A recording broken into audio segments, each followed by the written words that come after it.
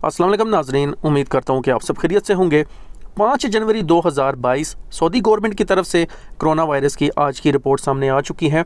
और आज अगर हम पूरे सऊदी अरेबिया से टोटल कोरोना वायरस के केसेस की बात करें तो 3045 यानी 3045 जो है वो नए केसेस जो है वो रिकॉर्ड हुए हैं, जो कल के मुकाबले में 460 यानी 460 जो केसेस हैं वो ज़्यादा हैं।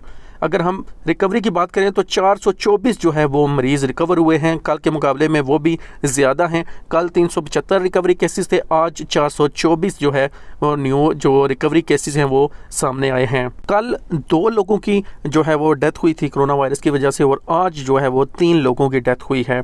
तो इस तरह अगर हम बात करें तो टोटल सऊदी अरेबिया में अब 5,65,000 से ज़्यादा जो है वो कोरोना वायरस के केसेस जो है वो रिकॉर्ड हो चुके हैं।